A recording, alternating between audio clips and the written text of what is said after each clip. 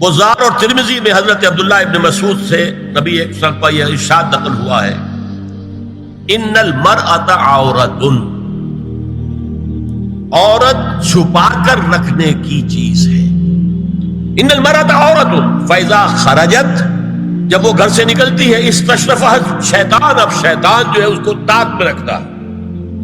واقرب ما تکون بروحۃ ربها وهي فی قعر بیتها، وہ اپنے رب کی رحمت سے قریب ترین ہوتی ہے جبکہ اپنے گھر کے بھی کسی اندرونی حصے۔ اسی لیے فرمایا مردوں کے لیے مسجد میں نماز افضل 28 گنا، اور عورت کے لیے گھر کی نماز مسجد سے افضل، گھر کے صحن کی مسجد سے افضل، دالان کی صحن سے افضل، کمرے میں اس سے افضل، اور کمرے کی کوئی بغلی کوٹھڑی ہے تو اس میں سب سے افضل۔ یہ احادیث نبی اکرم صلی اللہ علیہ وسلم۔ عبداللہ ابن احمد ابن حنبل نے زوائد الزہد میں اور ابن ابی شیبہ نے ابن سعد نے اپنی کتابوں میں مسروق کی روایت نقل کی ہے کہ حضرت عائشہ جب تلاوت قرآن کرتے ہوئے اس آیت پر پہنچتی تھی وَقَرْنَ فِي بُيُوتِكُنَّ، تو بے اختیار رو پڑتی تھی۔ قرآن کہتا ہے اپنے گھروں میں رہو۔ حضرت عائشہ نے شہادت عثمان کے بعد باہر نکل کر لشکر کی قیادت کی، پھر ساری عمر افسوس تھا کہ میں نے غلط کہا۔ حافظ ابو بکر بزار حضرت انس سے روایت کرتے ہیں کہ عورتوں نے حضور سے عرض کیا کہ ساری فضیلت تو مرد لوٹ کے لے گئے، وہ جہاد کرتے ہیں، خدا کی راہ میں بڑے بڑے کام کرتے ہیں، ہم کیا عمل کریں کہ ہمیں بھی مجاہدین کے برابر اجر مل سکے؟ جواب میں آپ نے فرمایا من قعدت منکن فی بیتہا فإنہا تدرک عمل المجاہدین، تم میں سے جو شخص اپنے گھر میں بیٹھی رہے گی وہ مجاہدین کا اجر حاصل کر لے۔ یہ ایک ہوا کا رخ ہے، بتایا جا رہا ہے، یہ نظام ہے جس کو اس شکل میں دیا جا رہا ہے۔ اب آئیے سورہ نور کی طرف۔ یا ایھا الذین آمنوا لا تدخلوا بیوتا غیر بیوتکم حتی تستأنسوا وتسلموا علی اہلها ذالکم خیر لکم لعلکم تذکرون۔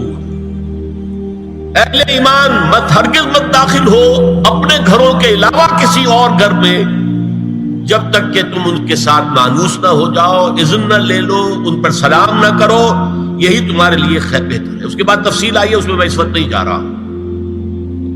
اور جو لوگ اس پر عمل نہیں کرتے ان کے بارے میں قرآن مجید کیا کچھ حضور کیا کچھ فرما رہے ہیں یہ آپ سن لیجیے، بہت سخت احکام۔ عن ابی ہریرہ رضی اللہ عنہ ان رسول اللہ صلی اللہ علیہ وسلم قال لو ان امرأ اطلع عليك بغیر اذن فخذفته بحشاة ففقعت عینه ما كان عليك من جناح، متفق علیہ، بخاری اور مسلم دونوں کی ہے۔ اگر کوئی شخص تمہارے گھر میں بغیر اجازت کے داخل ہو جائے اور تم اس کی سزا کے طور پر اس پر کنکریاں پھینکو اور اس کی آنکھ پھوٹ جائے کنکری سے تو تم پر کوئی گناہ نہیں۔ بغیر اجازت کے گھر میں آ گیا ہے، بغیر اذن کے، بغیر استئذان کے کنکریاں مارو اور کنکری سے آنکھ پھوٹ جائے، فما کان علیک من جناح، کوئی حرج نہیں۔ اب آ رہی ہے اصل آیت، قل للمؤمنین یغضوا من ابصارهم ویحفظوا فروجهم ذلک ازکی لهم ان اللہ خبیر ما یصنعون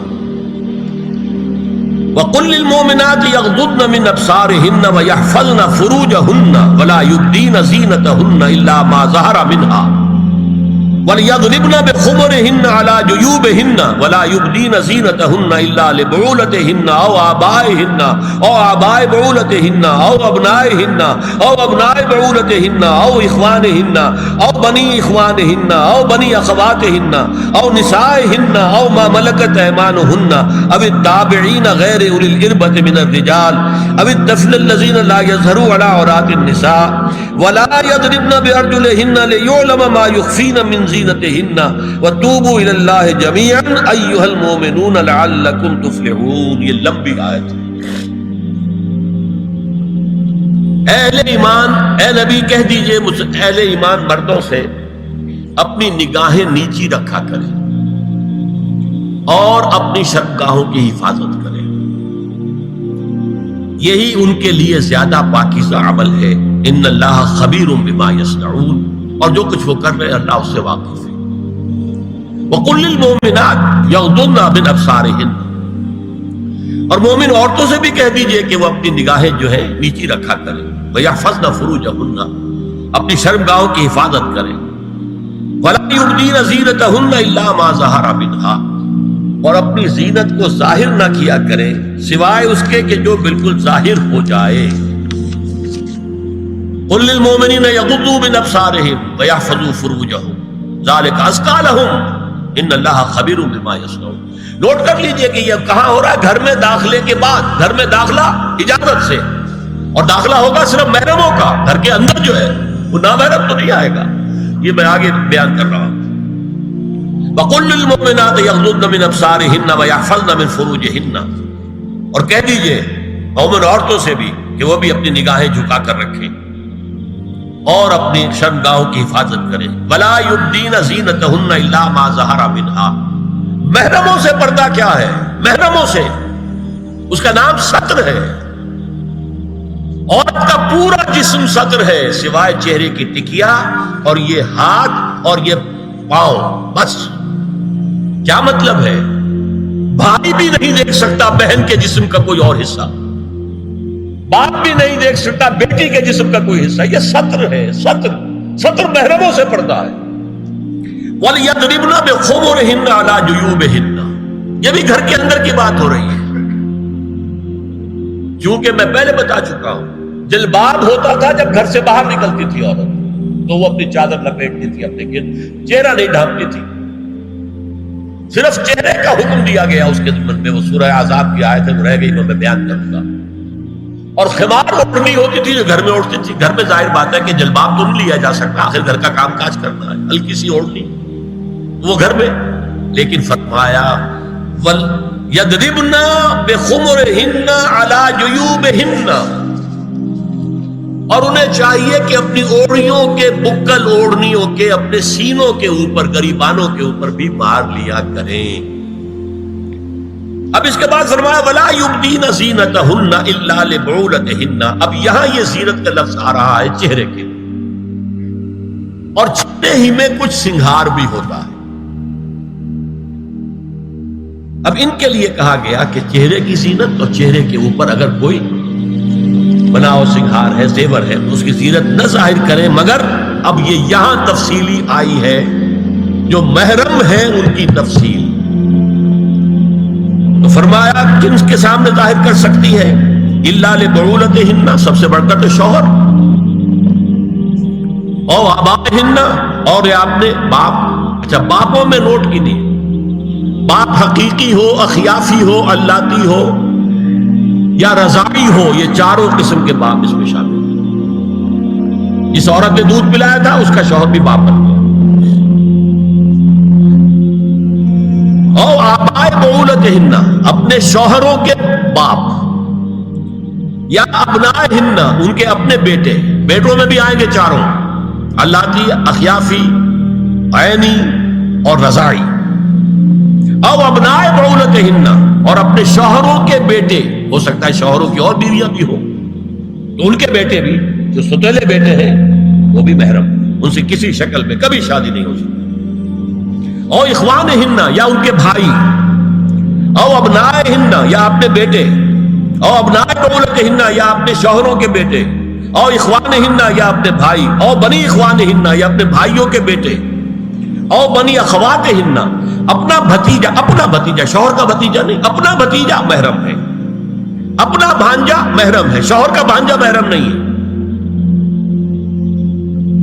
او نسائہن، یا ان کی عورتیں، اپنی عورتیں، جان پہچان کی عورتیں۔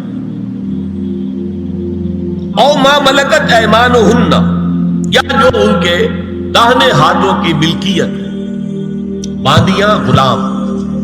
اس میں عرض کر چکا ہوں کہ اس میں کافی اختلافات ہیں، یہ بھی ہے کہ اس سے مراد صرف باندیاں ہیں، غلام مرد ہیں، یہ بھی ہے کہ مرد بھی ہے، اور یہ بھی ہے کہ مرد جب تک کہ وہ بالی ہوا، لیکن میں اس بحث میں یہاں نہیں جانا چاہتا، یہ پھر فقہ کی بحث ہو جائے گی۔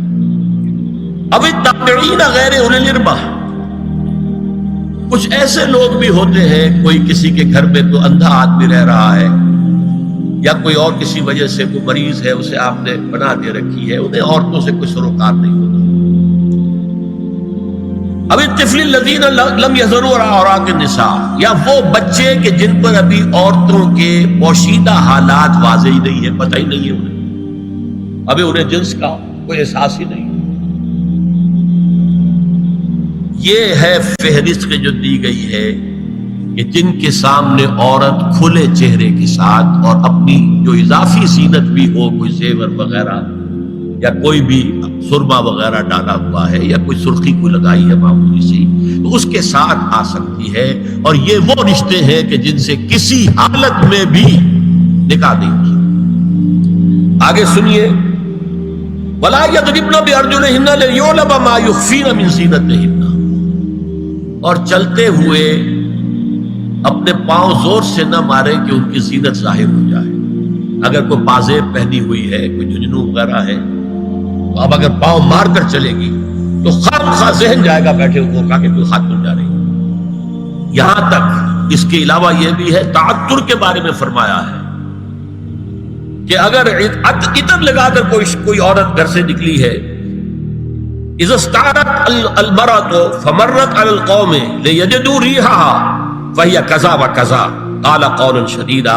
اس ابو داؤد کی روایت حضور نے فرمایا، جب کوئی عورت عطر لگا کر، خوشبو لگا کر نکلتی ہے کہ لوگ اس کی خوشبو سونگیں یا اس کو اوپر مطلع ہو جائیں، تو ایسی ہے ایسی ہے، بہت سخت الفاظ حضور نے استعمال کیے کہ جس کو راوی نے نقل نہیں کیا۔ عورت کے لیے خوشبو، عورت کی آواز کا پردہ ہے۔ اب دیکھیے کس حد تک نماز میں اس وقت عورتیں بھی شریک ہوتی تھی، اگرچہ حضور نے فرمایا مردوں کی صف بہترین سب سے آگے والی ہے اور سب سے بری صف سب سے پیچھے ہے، کیونکہ اس کے پیچھے پھر عورتوں کی صف ہوتی تھی، اور عورتوں کے لیے سب سے اچھی صف سب سے پچھلی والی ہے اور سب سے بری سب سے آگے والی ہے۔ سب سے آگے والوں کے سامنے پھر مرد ہوتے تھے، ان کی پشت ہوتی تھی۔ تو اسی طریقے سے اگر غلطی کی ہے تو مرد جو ہے کہے گا سبحان اللہ، امام سے غلطی ہو گئی ہے، مرد کیا کہے گا؟ سبحان اللہ۔ عورت کیا کرے گی؟ اپنے ایک ہاتھ کے پشت پر اپنا ہاتھ مارے گی، اپنی آواز نہیں نکالنی، آواز کا پردہ، چھونے کا پردہ یہاں تک ہے کہ حضور نے کبھی کسی عورت سے ہاتھ نہیں ملایا، اور آپ جب بیعت بھی لیتے تھے تو بس زبانی الفاظ کہلوائے اور کہا ٹھیک ہے بیعت ہو گئی، یا ایک کپڑا پکڑا، اس کا ایک سرا اپنے ہاتھ میں دوسرا سرا اس خاتون کے ہاتھ میں، یا ایک تشت کے اندر پانی بھرا، اس میں ایک طرف اس نے انگلیاں ڈال لی اور ایک طرف حضور کی۔ لیکن مسافر لا اسافر النساء، ایک دفعہ ہوا بھی کہ بعض خواتین نے جب بیعت کی ہے تو پھر انہوں نے ہاتھ آگے بڑھایا مسافر کے لیے، حضور نے فرمایا انی لا اسافر النساء، میں عورتوں سے مسافرہ نہیں کرتا۔ یا ایھا النبی قل لازواجک وبناتک ونساء المؤمنین یدنین علیہن من جلابیبہن ذلک ادنی ان یعرفن فلا یؤذین وکان اللہ غفورا رحیما۔ اے نبی صلی اللہ علیہ وسلم کہہ دیجئے اپنی بیٹیوں سے اور اپنی بیویوں سے اور مسلمانوں کی خواتین سے۔ اب دیکھیے یہ سورہ احزاب ہی میں ہو رہا ہے، شروع میں یا نساء نبی سے بات چلی، استیزان بھی صرف نبی کے گھر میں داخل نہ ہو اذن کے بغیر، آگے چل کر سورہ احزاب ہی میں عام بھی کر دیا، قل لازواجک وبناتک ونساء المؤمنین، کہہ دیجئے اپنی بیویوں سے، اپنی بیٹیوں سے اور اہل ایمان کی خواتین سے، یدنین علیہن من جلابیبہن، کہ وہ اپنے چہروں کے اوپر اپنی جلباب کو لٹکا لیا کریں، چہرہ چھپ جائے۔ اب اس کی تفسیر میں چاہتا ہوں کہ آپ کو جو مختلف مفسرین نے کی ہے وہ آپ کے سامنے میں رکھوں۔ حضرت عبداللہ ابن عباس نے اس آیت کی جو وضاحت فرمائی ہے اسے حافظ ابن کثیر نے اپنی تفسیر میں اس طرح نقل کیا ہے، اللہ نے مسلمان عورتوں کو حکم دیا ہے کہ جب وہ کسی کام کے لیے گھروں سے نکلیں تو اپنی چادروں کے پلو اوپر سے ڈال کر اپنا منہ چھپا لیں اور صرف ایک آنکھ کھلی رکھیں، دونوں آنکھیں بھی غلط ہیں۔ اور سن لیجئے ابن جریر اور ابن منذر کی روایت ہے کہ محمد بن سیرین یہ ایک تابعی ہے نے حضرت عبیدہ السلمانی یہ صحابی ہے سے اس آیت کا مطلب پوچھا. انہوں نے جواب میں کچھ کہنے کی بجائے اپنی چادر کو اس طرح اوڑھا کہ پورا سر اور پیشانی اور پورا منہ ڈھانک کر صرف ایک آنکھ کھولی رکھی. اور سنیے ابو بکر بن عبداللہ ابن عربی نے یدنین علیہن من جلابیبہن کا مفہوم ان الفاظ میں بیان کیا ہے تغطى به وجهها حتى لا يظهر منها الا عينها اليسرى. عورت اپنی چادر کو پورے وجود پر ڈھانپ لے اور اس طرح چہرے کو بھی ڈھانپے کہ صرف بائیں آنکھ کھلی رہے. علامہ حمید الدین فراہی کو نظم قرآن کے فہم میں خصوصی مقام حاصل تھا. انہوں نے حجاب کے بارے میں اپنے ایک مکتوب میں ہاتھ اور چہرہ کھلا رکھنے کو جائز قرار دینے کے موقف کے بارے میں لکھا ہے کہ میری رائے میں نظم قرآن پر توجہ نہ کرنے سے یہ غلط فہمی پیدا ہوئی ہے. وہی بات کہ سورہ احزاب میں گھر سے باہر کا پردہ ہے اور سورہ نور میں گھر کے اندر کا پردہ ہے. بہرحال الحق احق بان یتبع، حق جو ہے وہ اس کا زیادہ حقدار ہے کہ اس کی پیروی کی جائے. میں اس مسئلے پر مطمئن ہوں اور میرے نزدیک اجنبی سے پورا پردہ کرنا واجب ہے اور قرآن نے یہی حجاب واجب کیا ہے جو شرفاء میں مروج ہے بلکہ اس سے بھی قدر زائد. مولانا فراہی کا یہ مکتوب ماہنامہ حیات نو بلیریا گنج انڈیا کے اکتوبر سن 92 کے شمارے میں شائع ہوا. یہ ہے علماء کی رائے. حضرت ام سلمہ اور حضرت میمونہ نبی صلی اللہ علیہ وسلم کے پاس بیٹھی تھی. اتنے میں حضرت ابن ام مکتوم آ گئے. نبی صلی اللہ علیہ وسلم نے ان دونوں سے فرمایا احتجبا منہ، ان سے پردہ کرو. ازواج نے عرض کیا یا رسول اللہ الیس اعمی لا یبصرنا ولا یعرفنا، حضور کیا یہ اندھے نہیں ہیں؟ یہ نہ ہمیں دیکھ رہے ہیں نہ ہمیں پہچانتے ہیں. فرمایا افعمغایان انتما، کیا تم دونوں بھی اندھی ہو؟